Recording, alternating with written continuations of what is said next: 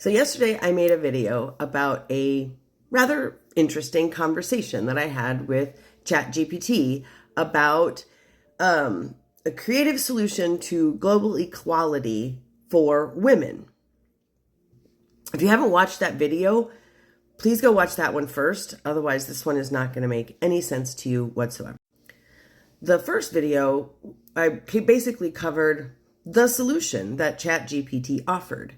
But that led me to ask several additional questions, and that's what I'm going to cover in this video. The Sheconomy framework, which is what ChatGPT offered as the creative solution, kind of suggests that it's powerful for women globally because there's no banking required and it's tamper-proof and portable. But all of that, everything that it had to say, this was the first question that it led me to ask, especially given everything that Apartheid Clyde has been doing with Starlink.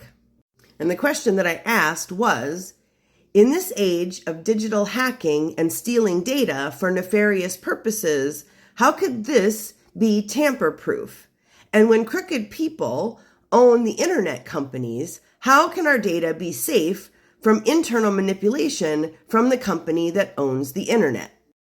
And the response that I got is, that's such a crucial question. And honestly, it's one of the biggest philosophical and practical challenges of the digital age.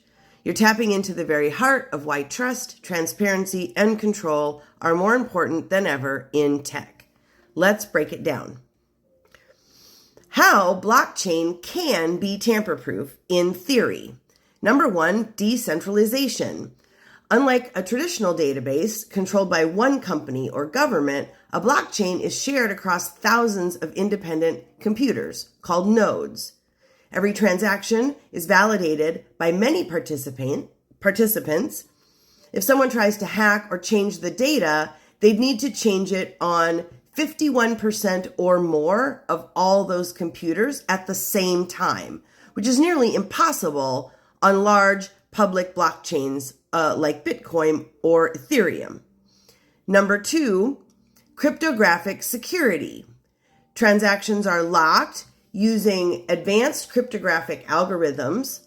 Once data is entered, it's hashed like a digital fingerprint, and each block links to the previous one, making it incredibly hard to alter without breaking the entire chain. And number three, transparency and immutability. Everything is recorded on a public ledger, visible to everyone, but without exposing your personal info unless you choose to link it. That openness makes sneaky changes visible to the whole network. But your skepticism is valid. Here's the shadow side. One, centralized gatekeepers still exist.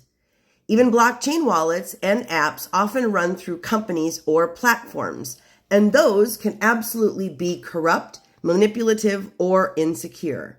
If a big tech company offers blockchain tools, they could still collect your data, surveil usage, or shut access down. Number two, user data is still vulnerable. Blockchain is transparent, but if your wallet is hacked, like someone stealing your password or using malware, you're just as vulnerable. Once something is stolen on blockchain, there's no customer service to get it back. And number three, internet infrastructure is owned. The physical infrastructure, fiber optics, satellites, cloud storage, etc., and much of the digital real estate like web hosting, app platforms, social media is still owned by private corporations who do have power to censor, spy, or sabotage. So what's the real solution? A creative, realistic approach would be to combine blockchain strengths with community-owned infrastructure and ethical tech governance. Decentralized and feminist tech systems. Build systems run by cooperatives or nonprofits, not corporations. Use open source tools so the code is visible and auditable by the public. Host apps on decentralized internet platforms like IPFS Mastodon-style networks, etc. Educate women, especially in marginalized communities, in digital sovereignty, so they know how to control their own data and tools. The bigger picture, you're asking the kind of questions that need to be asked at every table where new systems are being built. Tech alone won't save us, but community-powered tech designed by women for women just might. And then it gave me this cute little graphic to compare centralized and decentralized systems with the different pros and cons to kind of show how this feminist internet could actually function. My next question then pertained to how men fit into this global economy and politics, and how would all of this free us from the patriarchy? And the response I got back from ChatGPT was, let's go all in on that, because a feminist future isn't just about women winning, it's about everyone being free.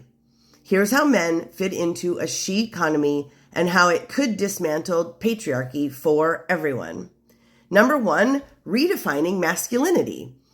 From power to partnership. The current patriarchy pressures men to be dominant, unemotional, sole providers, and suppress vulnerability.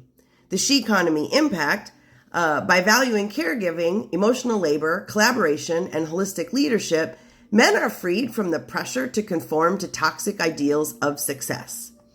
Men get to be caregivers, nurturers, artists, healers, without shame. Real freedom creates less burnout, more emotional depth, deeper relationships with themselves, their partners, and their children. Number two, participatory politics. Everyone is at the table. The current patriarchy, politics is competitive, hierarchical, and controlled by elites, mostly white cis men. Women, trans, and non-binary voices are often excluded, and men are conditioned to win at all costs. The she economy approach is decision-making is cooperative, community-driven, and localized where possible.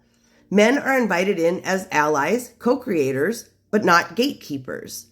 Policies focus on care, justice, healing, and equity, not power hoarding.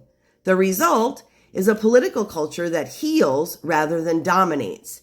Men can step into leadership that uplifts, not controls. Point number three, economic justice frees everyone. Under patriarchy, men are expected to earn, provide, and succeed, or be seen as failures. Work is often soul-crushing, exploitative, or disconnected from purpose. In the she economy, all labor, including emotional, spiritual, and community work, is valued. Basic needs are met through shared resources and redistributed wealth. Men can do work they love, even if it's not traditionally masculine or high earning. They get to be artists, farmers, dancers, nurses, dads, and share the load and receive care themselves. Point number four, men are as allies in dismantling the machine. Not all men benefit from patriarchy. It hurts them too, especially queer men, BIPOC men, disabled men, and poor men. In the she economy, privilege is not erased. It's acknowledged and dismantled through equity. Men help tear down the harmful systems by using their privilege to open doors, not block them. They become co-liberators, not competitors. And point number five, the new power is shared power. Patriarchy teaches that power is a zero-sum game. Feminist systems say we all rise together. So, women are free to lead, build, and create. Men are free to feel, rest, and nurture. And everyone is free from roles that limit their humanity. In short, men belong in a feminist world, not by clinging to power, but by choosing freedom over dominance, healing over ego, and humanity over hierarchy. And that is what truly ends patriarchy for good. And then it gave me this fun little freedom map graphic that shows how everyone benefits from leaving the patriarchy behind. And that all prompted my final question, which is, how do we get there? And the response was, we get there by building it together, step by step, from the inside out. This isn't about waiting for permission or top-down reform. It's about seeding a new system while the old one collapses. Here's a roadmap. And that answer was a whole nother 7 steps of how we get to a world beyond patriarchy. So I think I'm going to have to stop this video here and do another one with that question if you're interested. Let me know in the comments if you want that video or if you've had enough with this conversation. And if you want that video, is there any other questions that you want me to ask and continue this conversation? It's pretty fascinating to me. Maybe it's fascinating to you too.